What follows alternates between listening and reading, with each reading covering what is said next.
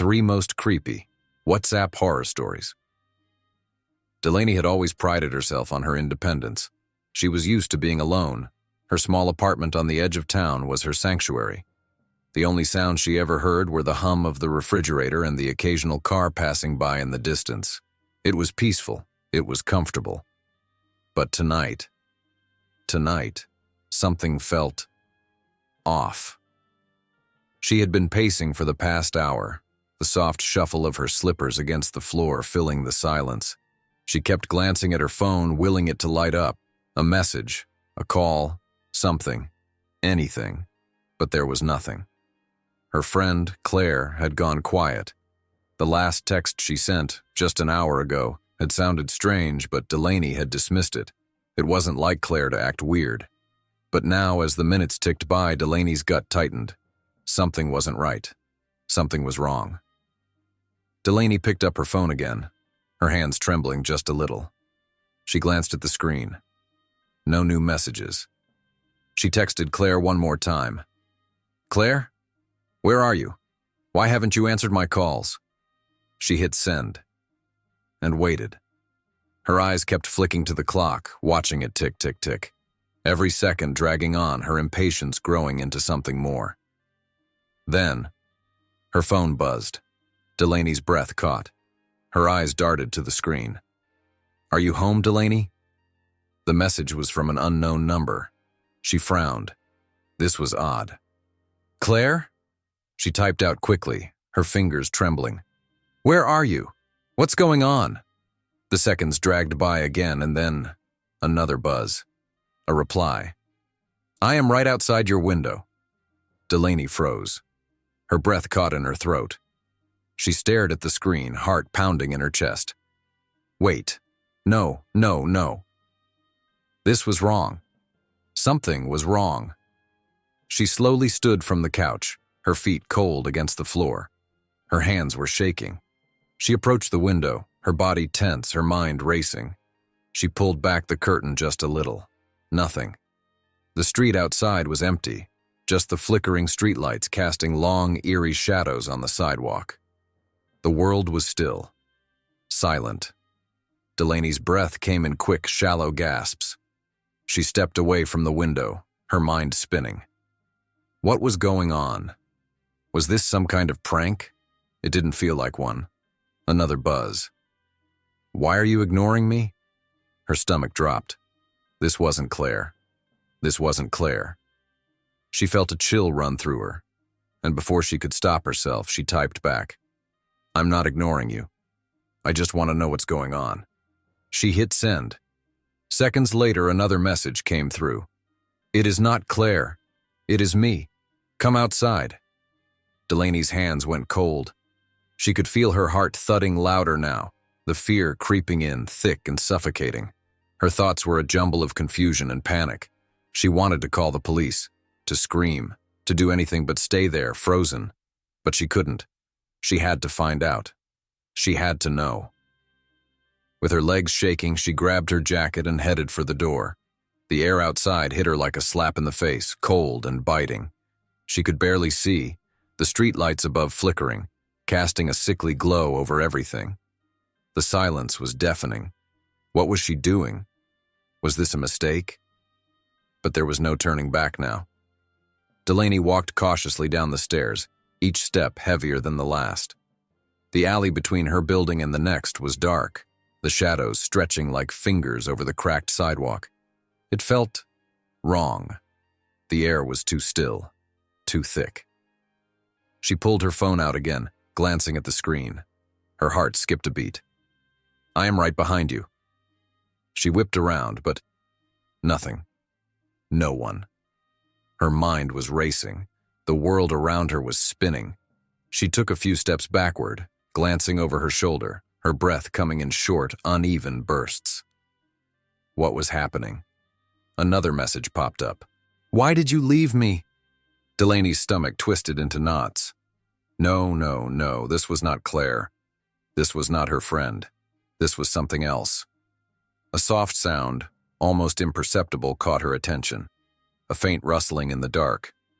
She turned, her heart hammering in her chest. There at the end of the alley was a figure, a shape, too tall, too still, just standing there, watching her. It looked human, but there was something off, something wrong. Delaney's breath hitched. "Claire?" she whispered, her voice barely above a breath. No response. The figure didn't move, didn't speak. It was too far away to make out any details, but Delaney could feel its eyes on her. Heavy, watching. She took a step back, then another, and another. Her heart was thudding now, louder than her thoughts. She could hear her own pulse, her breath in her ears, the air thick with terror.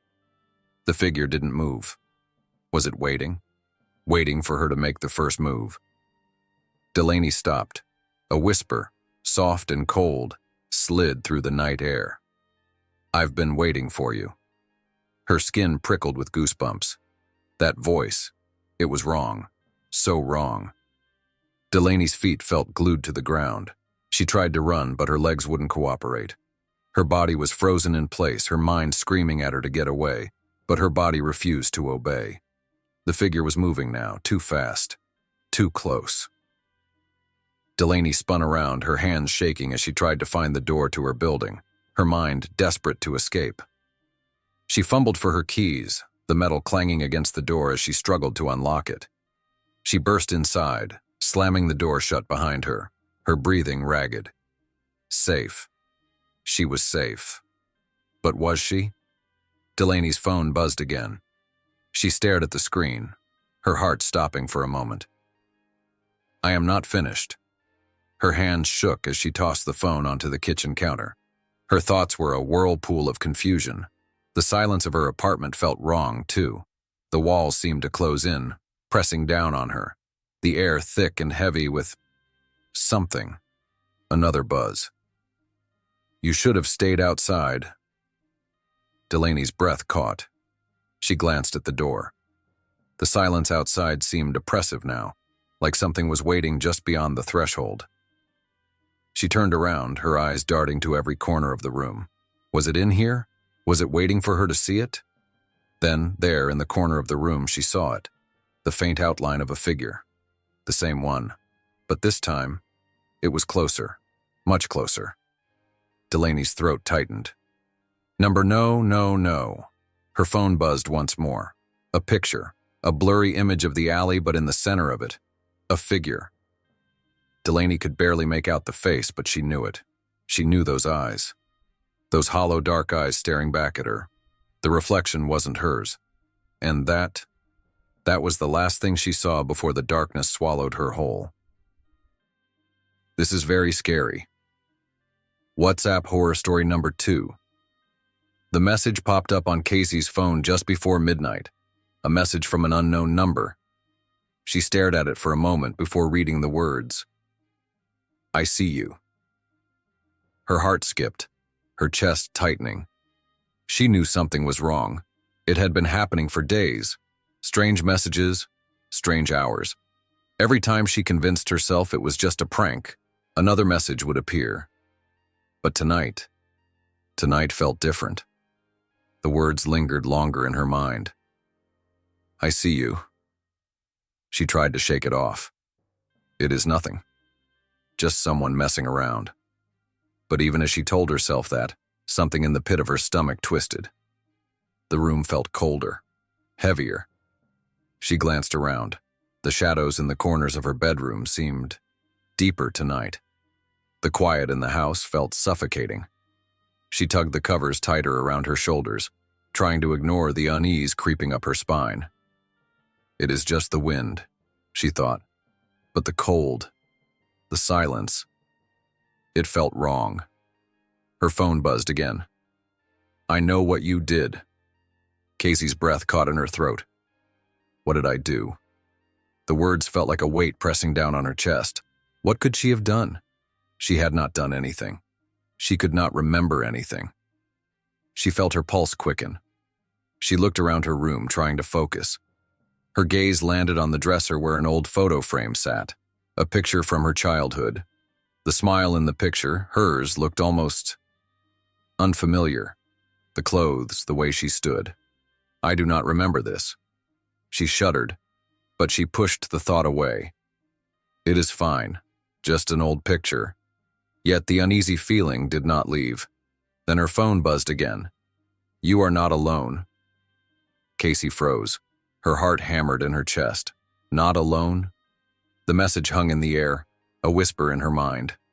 Number it cannot be. She quickly glanced at the door. She had locked it, right?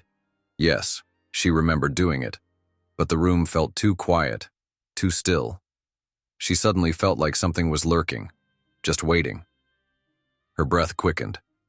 She stepped cautiously to the door, her hand trembling as she reached for the knob. The house was silent. It is fine, she thought. Just get a grip. But then, a thud. It echoed from upstairs. Casey froze in place, eyes wide. Her heart dropped into her stomach. What was that? The thud came again. Software slow.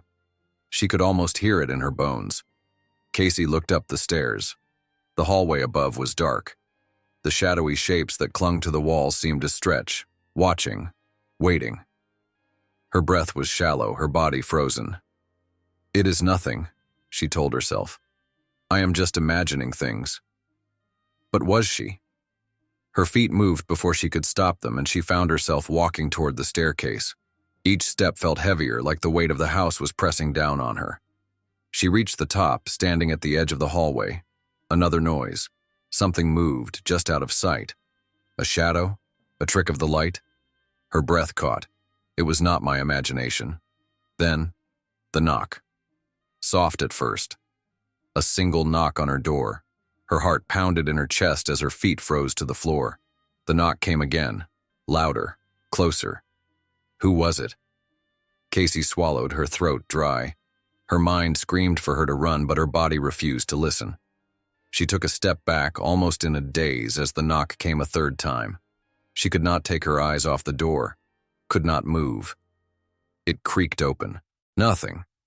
The hallway outside was empty, still, silent. But something was off. She could feel it. The air felt thicker, colder. She stepped back, breathing heavily. It is just my mind. It is nothing. But then, from the corner of her eye, a figure, standing in the darkness at the far end of the hallway. The shape was barely there, just a silhouette, a shadow in the dark. Casey's blood ran cold. No, this is not real. But it was. It was real. She could see it, hear it even. Her legs trembled beneath her as she backed away from the door, retreating into her room. She slammed the door shut behind her, but the shadows, they followed. They lingered. They watched. Her phone buzzed again. She could barely move, the fear consuming her. She picked it up, trembling. I can hear you. The words were so simple, yet they seemed to echo through her mind, drowning out everything else. She glanced around. The shadows. They were closer now, creeping along the edges of the room. They were moving. Casey's chest tightened. Is it real? She could not think. Her thoughts were a jumble. What is happening? A faint, almost imperceptible whisper brushed against her ear. Casey turned quickly, her heart racing. What was that? She looked around frantically. Nothing. The room was the same as it had been when she first entered. But the silence, it felt wrong. It was too quiet now, too still. The walls pressed in on her, and for the first time in her life, she felt completely trapped. Her phone buzzed once more. You are not alone. This time the words did not feel like a warning. They felt like a promise. Like something was in the room with her, watching, waiting. She turned around to find the shadows. No, they were not just shadows anymore. They had form. They were figures now, closing in on her from all sides. Casey's breath caught in her throat as the room seemed to shrink around her. The shadows moved closer, their presence suffocating. She reached for the door, her hand trembling as it touched the cold handle. It was locked. Her heart pounded. No, this cannot be real. She turned around, her back against the door, eyes wide with terror. The shadows reached toward her, stretching, elongating, surrounding her. "I see you." The whisper was there again. Only this time, it did not come from her phone. It came from the dark corners of her room. The shadows were speaking, watching, and Casey realized, too late, that there was no escape. The fear, the panic, the dread, it was all consuming. The door behind her felt as if it were closing in on her. She turned to run, but the room had shifted. It had changed. She was no longer in her bedroom. She was somewhere else. Somewhere worse. And the shadows, those dark, suffocating figures, they were still watching. Always watching. She never saw the end, but the terror never left. It lingered in the dark, waiting to find her again. This is most scariest. WhatsApp horror story number 3. The night was so still it almost felt wrong. Thalia sat there, on the edge of the couch, her phone in her hands. The soft, eerie glow of the screen was the only light in the room. The house around her was quiet, too quiet, the kind of silence that presses in on your ears, making you feel watched. The hairs on the back of her neck stood up. There was something about tonight. Something off. She tried to shake it off. "It is just your imagination," she told herself. But it wouldn't let go. The feeling crept in deeper, gnawing at her thoughts, tightening her chest. She stared at her phone for a long moment, the minutes dragging by in a thick, oppressive silence. Then it buzzed. Thalia's eyes flickered down. It was a message from an unknown number. A knot formed in her stomach. She hesitated for just a moment before opening it. The message was simple. "Do you hear it?" Thalia frowned, her breath catching in her throat. What was this? She stared at the words. No name, no number, just a question. Her fingers hovered over the screen, unsure. Just ignore it, she thought. It is probably a prank. But still, her thumb moved. She typed, "Hear what?" The phone buzzed again, almost immediately. Her heart skipped a beat as she read the next message. "It is closer than you think." Her heart pounded in her chest. Thalia felt her pulse quicken, her mind racing. This wasn't funny. Her eyes darted around the room, the shadows stretching in ways they shouldn't. The low hum of the refrigerator in the kitchen seemed unnervingly loud. She swallowed hard. This is nothing. You are just tired, she told herself. It is nothing.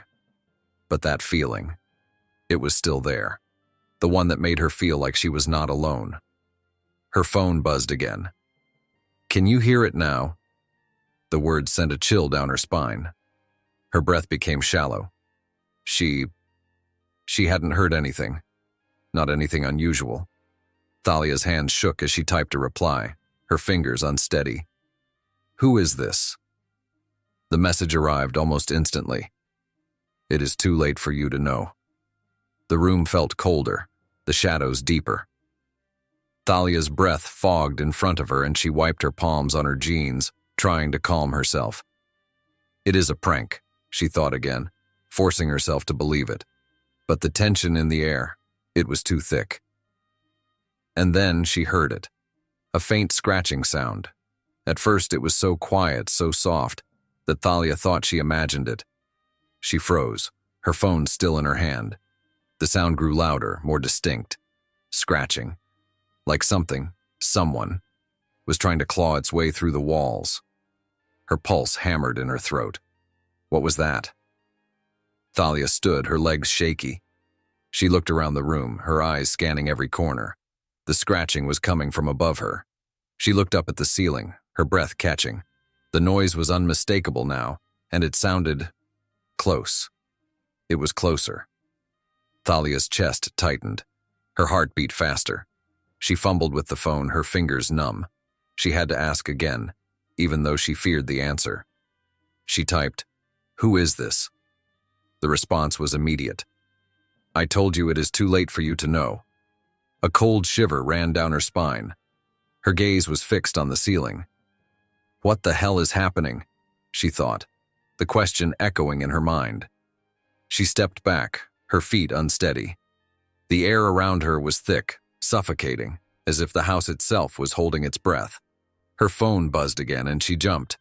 It is getting closer.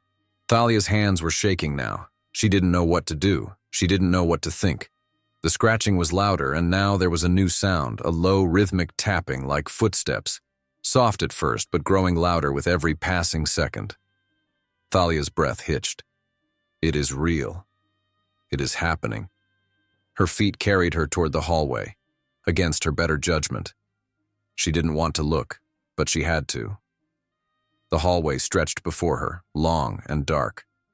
The tapping grew louder, faster. Thalia's legs felt heavy like they were made of stone, but still, she moved. The phone buzzed again. I warned you. There is nowhere to run. Thalia froze. The words sent a cold rush through her veins. What is going on? The room was suffocating, closing in on her. She turned to the door. It was locked. She tugged at the handle, desperate. Her heart raced, and sweat pooled in her palms. Open, open, open, she thought, but the door wouldn't budge. The phone buzzed again. I told you. A crackling sound, a faint hiss, like static on an old radio, filled the room. Thalia's mind scrambled for a way out, but everything felt wrong. The shadows, were they moving? Were they? She couldn't tell. The tapping grew louder, and then she saw it. At the end of the hallway, standing motionless in the shadows, was a figure, a dark silhouette. It wasn't human. She couldn't tell if it had a face, but the shape, it was wrong. Her blood ran cold. She blinked, and then it moved, slowly, inching toward her. Thalia's legs wobbled, her breath coming in shallow, panicked gasps. She turned toward the hallway, trying to retreat, but her body refused to cooperate. Her gaze was fixed on the figure, but her legs wouldn't move. It moved closer, and the sound of its steps, slow, deliberate, sent a jolt of panic through her. The phone buzzed again. There is nowhere to run. The words rattled her, freezing her in place. The figure raised its hand, fingers long and twisted, stretching out toward her as if calling her. Thalia's breath hitched, her chest tight. She stumbled back, her hand reaching for the door again, but it wouldn't open. The shadows, they seemed to stretch, and the darkness in the hallway was alive in a way she couldn't explain. The figure took another step, and then another. It was so close now, Thalia could almost feel its cold breath on her skin. No, no, no, no, her mind screamed. The phone buzzed again. It is too late. She reached for the door handle once more, but her fingers didn't work. The shadows were closing in. Thalia turned. She ran toward the living room, her pulse hammering in her ears. But the shadows were everywhere now, writhing, reaching, twisting. The darkness was swallowing the light, taking it all. The figure was right behind her. Run, run, run, Thalia thought. She could feel it getting closer, faster, but she couldn't move fast enough. The figure reached out, its fingers brushing the back of her neck. The world went black. The phone buzzed one last time. I told you there was nowhere to run, and the silence swallowed everything.